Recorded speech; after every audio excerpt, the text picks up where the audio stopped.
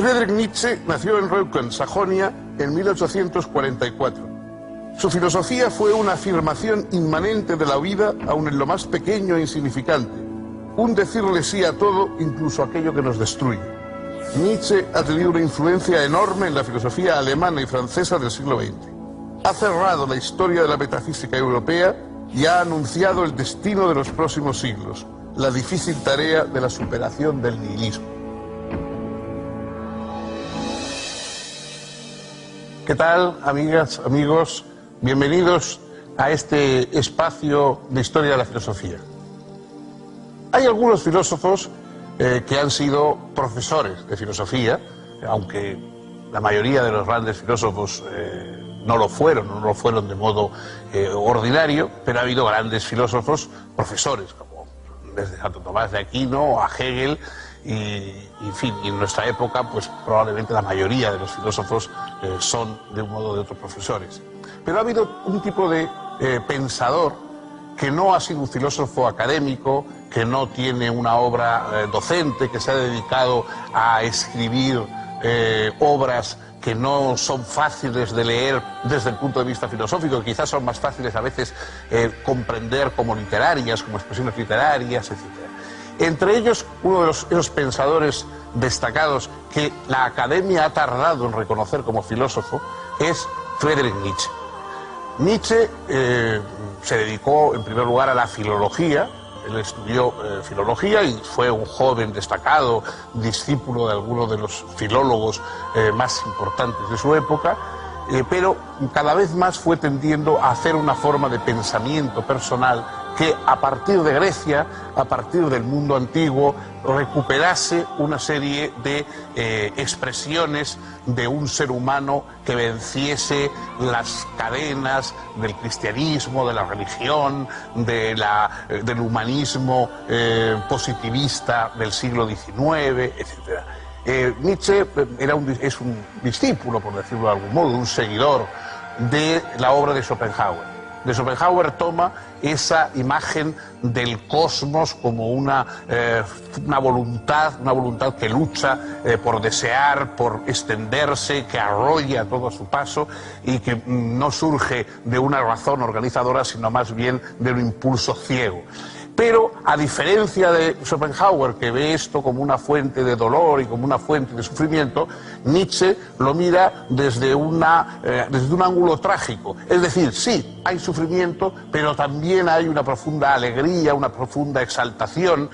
El propio Schopenhauer, en un momento del mundo como voluntad y como representación, dijo: quizá haya alguien que un día esto que a mí me parece angustioso, esta idea de que todo da vueltas, de que vuelve siempre los mismos deseos, los mismos pensamientos, la misma insatisfacción, quizá esto él sea capaz de verlo como algo afirmativo, necesario, positivo, incluso alegre. Bien, pues esa persona que cumple esa profecía de Schopenhauer es Nietzsche. Él vio ese mundo que regresa, ese girar de los eones, de los deseos, de los impulsos humanos, todo ese cosmos que gira, él lo vio como algo positivo, como algo de lo que podemos ir obteniendo una superación y una exaltación personal, hasta pasar del estadio humano a algo superior, a algo más alto que lo humano, que él llamó superhombre. Huérfano de padre desde los 5 años, Friedrich Nietzsche se crió con su abuela, su madre, su hermana y 2 tías. Estudió en el Gymnasium de Naumberg y luego en el famoso internado de Pforta. De aquellos años juveniles datan las primeras evidencias de su precaria salud. Más tarde, profundizó sus estudios de filología en la Universidad de Berlín y en la de Leipzig. Allí conoció, un poco por casualidad, la obra de Schopenhauer, que lo fascinó. En 1869 fue nombrado profesor de filología clásica en la Universidad de Basilea. Al estallar la guerra franco-prusiana, se incorporó como enfermero al ejército alemán, aunque sus habituales problemas de salud le impusieron el regreso a tareas académicas. En Basilea conoció al compositor Richard Wagner, que ejerció una enorme influencia sobre él. Nietzsche entendía que Wagner representaba la renovación de la cultura alemana. No es extraño, por eso, que la primera obra del filósofo, El origen de la tragedia en el espíritu de la música, tuviera la intención de justificar las concepciones dramáticas wagnerianas. Esta obra constituye, junto con la inmediatamente posterior, Consideraciones intempestivas, la primera etapa del desarrollo de la filosofía nietzscheana. Significó el fin de la carrera de Nietzsche como filólogo clásico.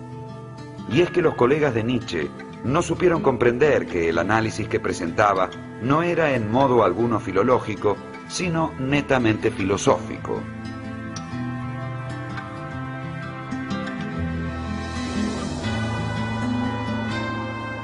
En El origen de la tragedia, Nietzsche presenta la tensión entre un principio apolíneo, que rige las formas, la apariencia, la claridad, y un principio dionisíaco, que expresa el verdadero fondo de la realidad, la exaltación de las pasiones, la embriaguez, la vida misma. Así, en la tragedia, el artista proporciona un consuelo, mediante bellas formas, frente a lo puramente dionisíaco, amenazante y disolvente. Pero la tragedia entra en crisis en el siglo V a.C., según Nietzsche, en virtud del optimismo racionalista, representado por Sócrates y Eurípides. Entre 1873 y 1876, Nietzsche publicó 4 artículos que luego reunió y publicó bajo el título de Consideraciones intempestivas. Realiza allí una radical crítica de la cultura, la cual resulta tildada de estéril. En 1878 aparece Humano, demasiado humano, que abre la segunda etapa del pensamiento nietzscheano, en la que él se aparta de sus influencias y adopta una postura de rechazo de muchas de sus anteriores opiniones.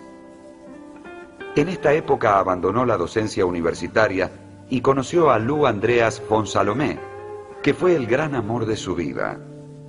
Junto con un amigo común, el poeta Paul Rée, decidieron vivir juntos en una especie de comunidad que resultó bastante escandalosa en esos tiempos. En 1881, Nietzsche publicó Aurora y un año más tarde, La Gaya Ciencia, obra que anunció la que sería la tercera etapa de la filosofía nietzscheana, una etapa ya no simplemente crítica, sino fuertemente afirmativa, la etapa de Así habló Zaratustra. Uno de los aspectos más polémicos y, por supuesto, más sugestivos de la obra de Nietzsche es lo que escribió sobre el tema de la moral. Una especie, diríamos, de psicología y genealogía, por utilizar su propia palabra, de la moral.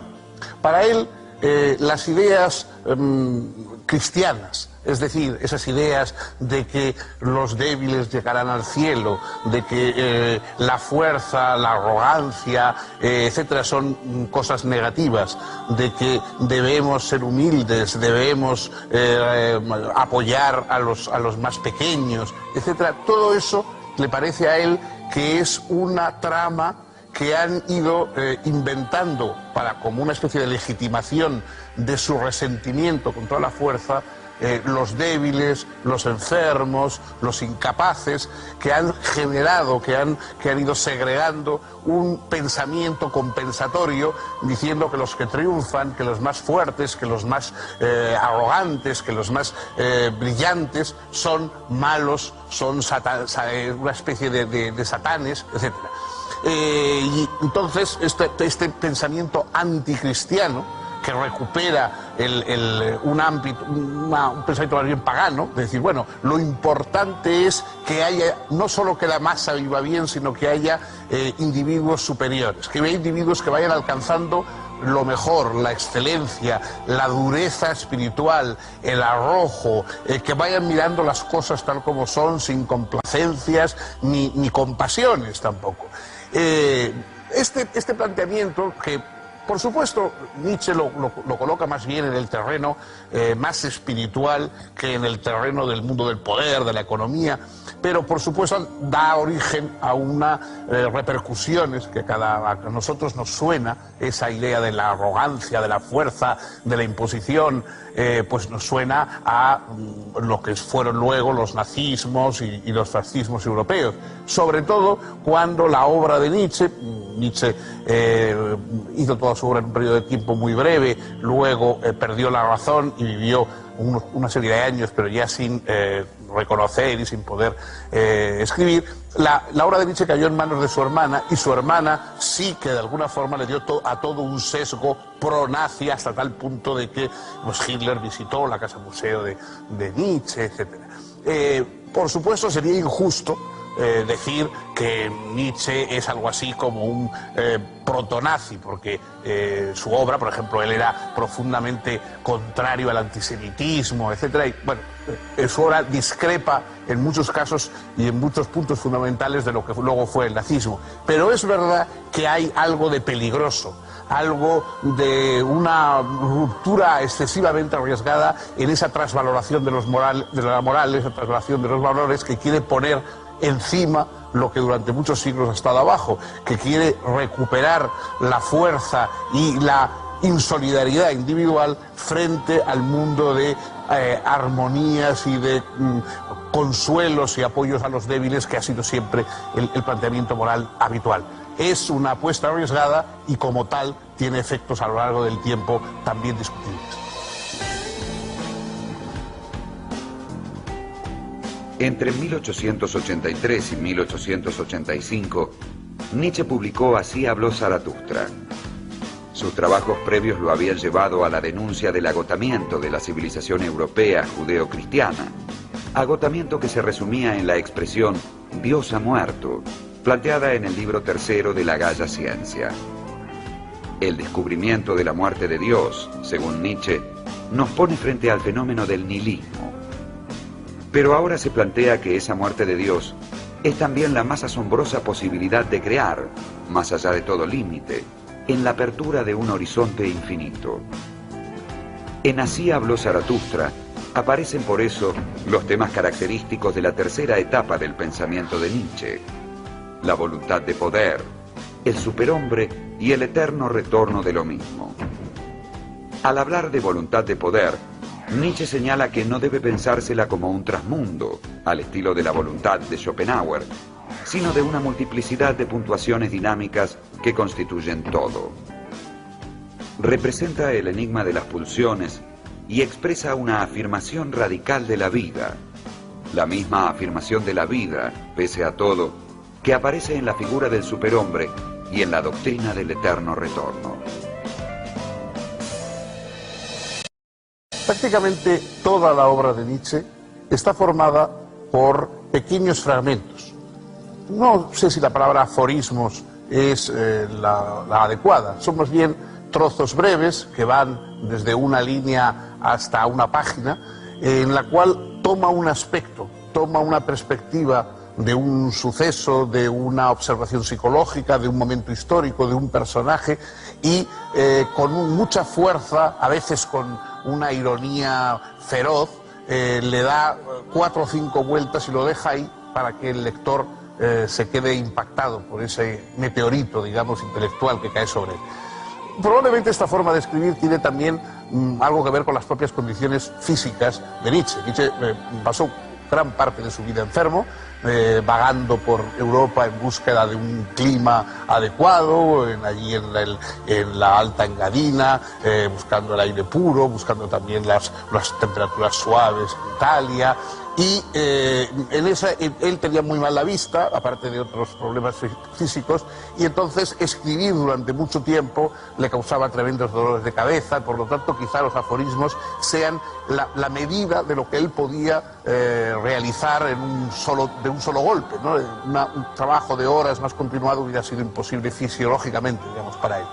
En uno de esos aforismos, de los más conocidos, esa especie de fragmento, digamos, se titula Dios se ha muerto, y entonces cuenta que hay una especie de ermitaño que va con un candil paseando entre los hombres y diciendo Dios se ha muerto, nadie se da cuenta que Dios ha muerto, nadie le da importancia. Y bueno, todo el mundo ríe, todo el mundo le pregunta, pero estaba enfermo, pero tal. Bueno, y sin embargo, dice, al final dice, bueno, Dios ha muerto y ellos no se dan cuenta de que de alguna manera todo ha cambiado, de que ellos también, de que mucho de lo que habían ellos también ha muerto porque ha muerto la divinidad. ¿Qué divinidad es esa que ha muerto? Esa frase de Dios ha muerto que no se convierte en tan tópica, digamos, en nuestra modernidad. Ha muerto el Dios del sentido global del universo, el Dios de una verdad única, el Dios que daba de alguna manera, que sostenía y justificaba la tranquilidad intelectual de los seres humanos. La ciencia, el conocimiento, todo se basaba, aunque no fueran las personas religiosas, pero todas las basaban en una especie de gran idea de sentido, de verdad, de coherencia, que era lo que se llamaba la divinidad. Entonces dice, eso ha acabado, eso ha muerto. Estamos a las puertas de un siglo XX que él, de alguna manera, previó. Eso se ha hundido y ahora cada ser humano va a tener que sostener por sí mismo el sentido del mundo, el sentido del discurso. Ya no vamos a poder enchufarnos, digamos, a algún gran sentido cósmico, sino que vamos a tener que sostenerlo por nosotros mismos. De ahí la importancia de alcanzar esa especie de madurez superior intelectual que él llamó, con palabra equívoca, superhombre. La cuarta etapa del pensamiento de Nietzsche vuelve al planteo crítico. Comprende más allá del bien y del mal, la genealogía de la moral, el anticristo, el crepúsculo de los ídolos, el caso Wagner y su autobiografía Ese Homo. En 1889 Nietzsche sufrió un colapso, aparentemente debido a una sífilis, y debió ser internado con daño cerebral irreversible y parálisis general progresiva. Luego fue llevado a casa de su madre, donde fue cuidado por ella y por su hermana Elizabeth hasta su muerte en 1900.